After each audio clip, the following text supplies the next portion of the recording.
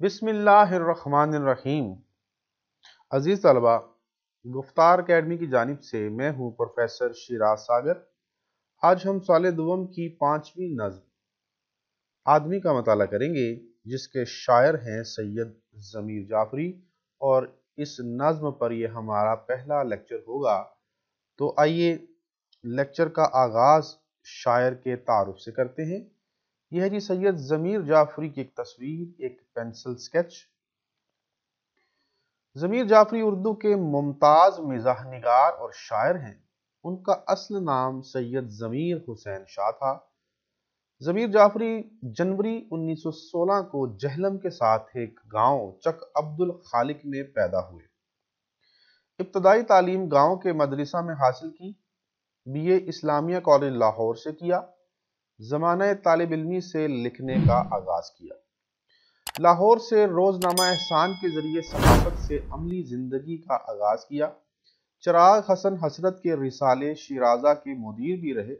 بعد ازاں سرکاری ملازمت کے بعد فوج کے تعلقات عامہ کے شعبے سے منسلک ہوئے۔ 1949 میں فوجی ملازمت کو خیر باد کہہ کر باد شمال کے نام سے اپنا روزنامہ جاری کیا، جو ناکام رہا۔ پھر پنجاب اسمبلی کے انتخابات میں پنجہ آزمائی کی، وہ بھی ناکام رہی۔ بعد ازاں پھر سے فوج میں واپسی ہو گئی۔ 1966 میں فوج سے سبکدوشی کے بعد CDA کے تعلقات عامہ کے ڈائریکٹر اور شمالی علاقہ جات کے مشیر کے طور پر خدمات انجام دی۔ وہ بیک وقت فوجی بھی تھے، صحافی بھی اور شاعر بھی۔ ان کے کئی ملی نغمے اب بھی کانوں میں رس گھولتے ہیں، بلکہ ان کا لکھا ہوا نغمہ میرا لونگ گواچا مسرت نذیر کی آواز میں جب سماعتوں سے ٹکراتا ہے تو جعفری صاحب کی شخصیت بے ساختہ سامنے گھومتی نظر آتی ہے۔ عزیز طلبہ، یہ پنجابی زبان میں لکھا گیا گیت تھا اور اس زمانے کی معروف گلوکارہ مسرت نذیر نے اس کو گایا اور بہت زیادہ شہرت حاصل کی۔ اس نغمے نے بھی اور مسرت نذیر کی بھی وجہ شہرت بنا، اور سید ضمیر جعفری جو ہیں ان کی بھی شہرت میں اضافہ ہوا۔ ضمیر جعفری نے سنجیدہ اور مزاحیہ دونوں قسم کی شاعری کی، لیکن وجہ شہرت مزاح بنا۔ وہ اکادمی ادبیات پاکستان سے بھی وابستہ رہے اور اخبارات کے لیے اور PTV کے لیے پروگرام بھی کرتے رہے۔ انہیں ادبی خدمات کے طور پر تمغہ قائد اعظم، صدارتی تمغہ برائے حسن کارکردگی اور ہمایوں گولڈ میڈل کے انعامات سے بھی نوازا گیا۔ ان کی کتابوں میں اڑتے خاکے، کتابی چہرے، ضمیر ظرافت، ولایتی زعفران، نشاط تماشا اور ما فی الضمیر اہم ترین ہیں۔ تو آئیے عزیز طلبہ، اب چلتے ہیں پہلے شعر کی جانب اور اس کی تشریح کرتے ہیں۔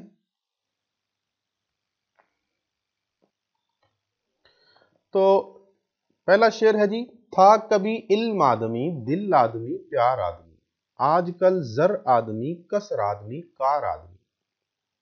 زر دولت کو کہتے ہیں جی، اور کسر محل کو کہتے ہیں۔ کار جو ہے یہ انگریزی کا لفظ ہے، لیکن بہت رچ بس کے آیا ہے، اس لیے محسوس نہیں ہو رہا۔ یعنی 4 پہیوں والی جو گاڑی ہے، جو فی زمانہ جو ہے بہت کثرت سے استعمال کی جا رہی ہے، اس کو کار کہتے ہیں۔ تو سب سے پہلے ہم بات کرتے ہیں کہ یہ شعر جو ہے، بلکہ یہ پوری نظم، بگڑتی ہوئی اقدار اور بدلتی ہوئی ترجیحات کا نوحہ ہے۔ یعنی قدیم زمانے میں جو لوگوں کے تصورات ہوتے تھے، جو خیالات ہوتے تھے، وہ اب بدل چکے ہیں۔ یہ بات 1-2 صدی پہلے کی نہیں، یہ بات ہزاروں صدیوں پہلے کی اور آج کے دور کی ہے، کہ جب انسان سادہ تھا اور جس کے گھر بہت سادہ ہوتے تھے، جن میں کوئی لالچ نہیں ہوتا تھا، کوئی ہوس نہیں ہوتی تھی، مادیت پرستی نہیں تھی، روحانیت ہوتی تھی۔ یہ اس دور کی بات ہے۔ اس دور کے تصورات بدل چکے ہیں۔ اب جدید دور میں خیالات بھی جدید ہو چکے ہیں، اور اسی طرح ترجیحات بدل گئی ہیں۔ لوگ جن چیزوں کو ترجیح دیا کرتے تھے، اب ان کے بدلے نئی چیزیں آ گئی ہیں کہ جن کو ترجیح دی جا رہی ہیں۔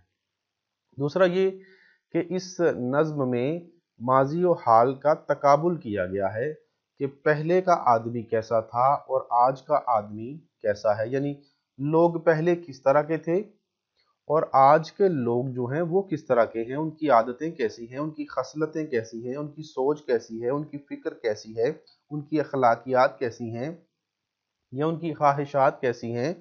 ایک طرح سے موازنہ کیا گیا ہے قدیم ماضی اور آج کے انسان میں۔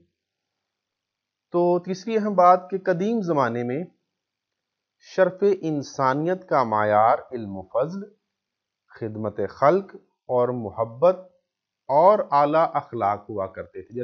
جیسا کہ میں نے پہلے کہا کہ یہ قدیم ماضی اور آج کے دور کے انسان کا موازنہ ہے، تو بالکل اس شعر میں بھی ایسا ہی ہے۔ پہلے مصرے میں ماضی کی بات کی جا رہی ہے، مفہوم پہلے مصرے کا ہے کہ کبھی جو انسان ہوتے تھے یا لوگ ہوتے تھے یا آدمی ہوتے تھے، ان کی عزت، ان کا رہن سہن اور ان کی خواہشات کا جو مرکز تھا وہ علم ہوتا تھا، اور لوگ دل والے تھے، دل رکھتے تھے، اعلیٰ ظرف ہوتے تھے، ان کی اخلاقیات بہتر ہوتی تھی، دوسروں سے پیار کرنے والے، ہمدردی رکھنے والے، دوسروں کے غم گسار ہوتے تھے۔ لیکن پھر علم، دل اور پیار کی جگہ کس نے لے لی آج کے دور میں، یا آج سے چند صدیاں پہلے بھی اسی طرح کے حالات تھے؟ دولت نے لے لی۔ پھر جہاں دل کو اہمیت دی جاتی تھی وہاں بڑے بڑے محلوں اور بڑے بڑے بنگلوں کو اہمیت دی جانے لگی۔ جہاں لوگوں میں پیار ہوتا تھا وہاں اب کار آ گئی، یعنی لوگوں کا جو معیار زندگی ہے وہ بدل گیا، اور لوگ جو تھے پھر ہر چیز کو دولت کے پیمانے میں، مادیت کے پیمانے میں تولنے لگے۔ یعنی ماضی میں یہ ہوتا تھا کہ اس شخص کو زیادہ اہمیت دی جاتی تھی جو عالم فاضل ہوتا تھا، جس کے پاس بے شمار علم کی دولت ہوتی تھی، وہ بڑا معتبر ترین انسان تصور کیا جاتا تھا۔ اپنے قبیلے میں، اپنے شہر میں، اپنے گاؤں میں اس کو بڑی فضیلت حاصل ہوتی تھی، اور جب وہ کسی محفل میں جاتا تو لوگ اٹھ کر اس کا استقبال کرتے تھے، لوگ اس کو اپنی نشست دیتے تھے، بلکہ اس کو ہمیشہ ایسی جگہ پر بٹھایا جاتا جو کہ کسی چیف گیسٹ کے لیے جو ہے مختص کی جاتی ہے، اور سب سے بلند نشست اس کو دی جاتی اور اس کی بڑی آؤ بھگت کی جاتی، اس کی خاطر مدارت کی جاتی، کیونکہ وہ ایک عالم ہوتا یا علم کے حصول کے لیے وہ جدوجہد کر رہا ہوتا۔ اور یہی وجہ تھی کہ قدیم زمانے کے لوگ پھر اس عزت افزائی کو دیکھتے ہوئے زیادہ سے زیادہ علم حاصل کرنے کی کوشش کرتے تھے، بلکہ دور دراز کے ممالک میں بھی علم حاصل کرنے جایا کرتے تھے، ہر طرح کا علم، دنیاوی بھی اور دینی بھی، دونوں طرح سے۔ تو دینی جو علم حاصل کرنے والے تھے وہ زیادہ معتبر ہوتے تھے۔ پھر یہ تھا کہ لوگوں میں پیار، محبت، لوگوں کے دل ایک دوسرے کے لیے بہت کشادہ تھے، لوگ ایک دوسرے کے لیے کچھ بھی کرنے کو تیار ہوتے تھے، دکھ سکھ میں شریک ہوتے تھے، اور ان کی مدد کرتے تھے، ان کی ہمدردی کرتے تھے، پیار محبت سے پیش آتے تھے، خلوص ہوتا تھا، اس کے بے لوث ہوتے تھے، وہ جو کچھ بھی کرتے تھے بے لوث کرتے تھے، ان کو کوئی مطلب نہیں ہوتا تھا، ان کو کوئی غرض نہیں ہوتی تھی، وہ اس کے صلے میں کچھ مانگتے نہیں تھے، بالکل بے لوث محبت کرتے تھے اور مدد کرتے تھے، اور کسی کو مشکل میں دیکھ کر فوراً اس کی مدد کے لیے چل پڑتے تھے۔ لیکن آج کل کیا ہو گیا ہے کہ علم کی دولت کی بجائے حقیقی جو دولت ہے، جو روپیہ پیسہ ہے، جو سونا چاندی ہے، لوگ اس کی طرف بھاگتے ہیں۔ لوگ اب بینک بیلنس والے کی عزت کرتے ہیں۔ جہاں کسی محفل میں کسی عالم فاضل کو بڑی بلند جگہ پہ بٹھایا جاتا تھا، آج کل کس کو یہ جگہ مل گئی ہے؟ یہ ہمارے معاشرے میں موجود دولت مندوں کو، کسی بہت بڑے رئیس کو، کسی بہت بڑے بزنس مین کو، بہت بڑے تاجر کو، یا پھر جو بڑے اعلیٰ عہدوں والے ہیں، کوئی ایم پی اے ہے، کوئی ایم این اے ہے، کوئی جناب کوئی بہت بڑا بیوروکریٹ ہے، اس کو یہ جگہ مل گئی ہے۔ ایک شعر دیکھیے گا: بے خبر اب تو ہے دولت ہی شرافت کا نشان، لوگ پہلے کبھی تحویل نسب کرتے تھے۔ اب تو شاگردوں کا استاد ادب کرتے ہیں، سنتے ہیں ہم کبھی شاگرد ادب کرتے تھے۔ تو عزیز طلبہ، اب عزت و شرافت کا معیار دولت ہے، بینک بیلنس ہے، کاریں ہیں اور کوٹھیاں ہیں۔ شاید یہی وجہ ہے کہ اب لوگ ان کو ہی اپنی عزت کا معیار سمجھتے ہیں اور انہی چیزوں کے حصول کے لیے جدوجہد کرتے ہیں۔ کبھی علم اور پیار والے اور خلوص والے شخص کی عزت تھی تو لوگ ان چیزوں کے پیچھے بھاگتے تھے، علم حاصل کرتے تھے۔ لیکن آج جب دولت اور مادی جو اشیاء ہیں، مادیت پرستی عروج پر ہے، تو ان چیزوں کی عزت کی جاتی ہے اور ان چیزوں کو یہ اہمیت دی جاتی ہے، تو اس لیے شاید لوگ ان چیزوں کے پیچھے بھاگتے ہیں، دولت کے حصول کے لیے وہ کچھ بھی کرنے کو تیار ہو جاتے ہیں۔ تو ایک شعر دیکھیے گا، آج انسان کا چہرہ تو ہے سورج کی طرح، روح میں گھور اندھیرے کے سوا کچھ بھی نہیں۔ تو جیسا کہ میں نے پہلے کہا کہ آج کا انسان جو ہے وہ مادیت پرستی پر اتر آیا ہے، اس میں ہر چیز کو وہ مادی پیمانے پر تولتا ہے اور پھر وہ اپنے تعلقات قائم کرتا ہے۔ شاید اسی لیے وہ دنیا کی ہر سہولت، دنیا کی ہر آسائش حاصل کرنا چاہتا ہے۔ شاید اسی لیے وہ دولت کے حصول کے لیے حلال اور حرام کی تمیز بھول گیا ہے کہ آج سب کچھ دولت ہی ہے۔ آج جس کے پاس دولت ہے، آج سب بہن بھائی بھی اسی کے ہیں، آج سب رشتہ دار بھی اسی کے ہیں، اور آج جس کے پاس گاڑی ہے، دوست بھی سارے اسی کے ہیں، اور آج جو پیسہ خرچ کر سکتا ہے، سب لوگ اس کے آگے پیچھے گھومتے ہیں اور اس کی خوشامد کرتے نظر آتے ہیں۔ تو آخر پہ ایک شعر، روپیہ راج کرے آدمی بن جائے غلام، ایسی تہذیب تو تہذیب کی رسوائی ہے۔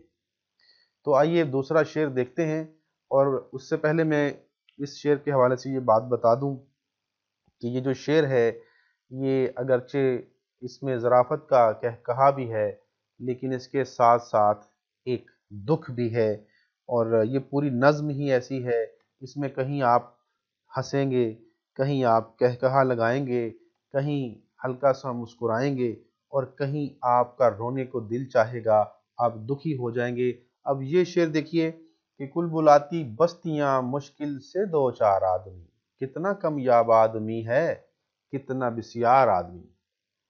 کل بلاتی کا مطلب ہوتا ہے جی گنجان آباد، یا پھر آسان لفظوں میں کہ جہاں آبادی بہت زیادہ ہو، جہاں لوگ انسان بہت زیادہ ہوں، بستیاں جہاں انسان بستے ہیں، رہتے ہیں، اور دو چار، یعنی دو اور چار، اس کا ایک مطلب بھی ہے مبتلا ہونا، تو اس پر بات کرتے ہیں بعد میں۔ کمیاب کا مطلب بہت کم، نادر، کم کم ملنے والا، اور بسیار کا مطلب بہت زیادہ۔ آپ نے سنا ہوگا کہ فلاں شخص بڑا بسیار خور ہے، مطلب وہ بہت زیادہ کھاتا ہے، تو بسیار کا مطلب بہت زیادہ۔ نکات میں سب سے پہلے میں بات کروں گا کہ اس شعر میں ایک صنعت کا استعمال ہوا ہے جسے صنعت تضاد کہتے ہیں، یعنی کم یاب اور بسیار، ایک طرف بہت زیادہ اور ایک کم کم ملنے والا، تو اس طرح اس میں صنعت تضاد کا استعمال کیا گیا ہے۔ پھر اس میں بات کی گئی ہے آبادی کی کثرت کی، تو بے شک ایسا ہی ہے جی کہ یہ تو ایک پوری دنیا کا مسئلہ چلتا آ رہا ہے کہ جس تیزی کے ساتھ آبادی بڑھ رہی ہے، اسی تیزی کے ساتھ لوگوں کے مسائل بھی بڑھتے چلے جا رہے ہیں۔ ہمارے نبی صلی اللہ علیہ وسلم نے فرمایا تھا کہ چھوٹے چھوٹے شہر بناؤ تاکہ ان میں مسائل کم ہوں، وسائل زیادہ ہونے چاہیے، مسائل کم ہوں۔ لیکن اب یہ عالم ہے کہ ایک صدی پہلے دنیا کی آبادی جو تھی وہ تقریباً 2.25 ارب تھی، جبکہ آج 100 سال بعد جو ہے 7.5 ارب ہو چکی ہے۔ مطلب کہ پچھلے 100 سالوں میں دنیا کی آبادی 4 گنا بڑھ گئی ہے، اور اگر اسی رفتار سے دنیا کی آبادی بڑھتی رہی تو آج سے 100 سال بعد اگر 4 گنا بڑھ گئی تو کتنی ہوگی؟ 23 ارب لوگ اس دنیا میں ہوں گے۔ تو آپ اندازہ کریں کہ کس تیزی کے ساتھ آبادی بڑھ رہی ہے اور کس تیزی کے ساتھ مسائل بڑھ رہے ہیں۔ آج اگر 7.5 ارب لوگ جو ہیں وہ مشکل میں ہیں تو اس کی وجہ ہے کہ آکسیجن کی کمی، اس کی وجہ ہے گلوبل وارمنگ، اس کی وجہ سے شجر کاری نہ ہونے کی وجہ سے بھی مسائل پیدا ہو رہے ہیں، اور پھر یہ ہے کہ لوگوں کے رہنے کی جگہ کم پڑتی جا رہی ہے، لوگ بڑھتے چلے جا رہے ہیں، اور فصلوں کے لیے جو زمین ہے وہ کم ہوتی چلی جا رہی ہے، پیداوار کم ہو رہی ہے، لوگوں کو کچرا سنبھالنا اپنا مشکل لگ رہا ہے۔ جیسے کہ ہم آئے دن دیکھتے ہیں کراچی کی آبادی 2-2.5 کروڑ ہے، تو آپ دیکھیں کہ کتنے مسائل ہیں وہاں پر، وہاں کے لوگوں کو اپنا کچرا سب پھینکنے کی جگہ نہیں ملتی، اور سمندر میں پھینکتے ہیں، سمندر اچھال کے پھر باہر پھینک دیتا ہے۔ لاہور میں بھی یہی صورتحال ہے کہ چھوٹے شہروں میں جو ہے زیادہ پرسکون زندگی ہے، بجائے کہ بڑے شہروں میں آپ لاہور چلے جائیں تو لگتا ہے کہ جیسے ایک ہنگامہ سا برپا ہے وہاں، جو ہر طرف ایک جو ہے بھاگ دوڑ لگی ہوئی ہے، نفسا نفسی کا عالم ہے۔ تو وہاں اگرچہ کہ بہت ساری بڑے شہروں میں سہولیات بھی ہوتی ہیں، بے پناہ سہولیات ہیں، تعلیمی ادارے ہیں، ہاسپٹلز ہیں بہت بڑے بڑے، ہر طرح کی سہولت وہاں پہ موجود ہے، لیکن اس کے ساتھ ساتھ مسائل بھی زیادہ ہیں۔ اس میں کوئی شک نہیں ہے کہ زیادہ آبادی کے مسائل زیادہ ہوتے ہیں، وہاں بڑے شہروں میں گرمی زیادہ ہوتی ہے، شدید، جب جون جولائی کا مہینہ آتا ہے تو سخت گرمی ہوتی ہے اور دم گھٹنے لگتا ہے۔ تو چھوٹے شہروں میں جو ہے اگرچہ سہولیات کم ہیں تو وہاں پہ مسائل بھی کم ہیں، بڑے شہروں میں زیادہ ہیں۔ اچھا، اس میں لفظ دوچار کی ذومعنویت کی طرف اشارہ کرنا چاہوں گا۔ بڑا منفرد یہ شعر ہے جی، اس میں جو دوچار کا استعمال کیا گیا ہے وہ اس میں ذومعنویت ہے، ایک سے زیادہ جو ہے معنی اس کے لیے جا سکتے ہیں۔ ایک تو اس کا مطلب 2 اور 4، یعنی 2-4 لوگ، ایک اس کا مطلب دوچار ہونا یعنی مبتلا ہونا۔ تو اگر صرف پہلے مصرے کی بات کی جائے تو شاعر کہتا ہے کہ اگرچہ گنجان آباد بستیاں ہیں لیکن ان میں مشکل سے 2-4 آدمی نظر آتے ہیں، باقی آدمی نہیں ہیں۔ دوسرا اس کا مطلب کہ یہ اتنی گنجان آباد بستیاں ہیں، اتنے لوگ ہیں، اتنی آبادی ہے کہ آدمی مشکل میں مبتلا ہو گیا، یعنی مشکل سے 2-4 ہو گیا ہے۔ تو اس میں 2-4 کا جو لفظ ہے وہ بڑا ذومعنویت لیے ہوئے ہے، اور شاعر کا یہ کمال ہے کہ اس نے اتنی خوبصورتی کے ساتھ اس میں لفظ 2-4 کو استعمال کیا ہے۔ تو یہ شعر 2 معنی دے رہا ہے جی، اس کو ذرا ذہن نشین رکھیے گا۔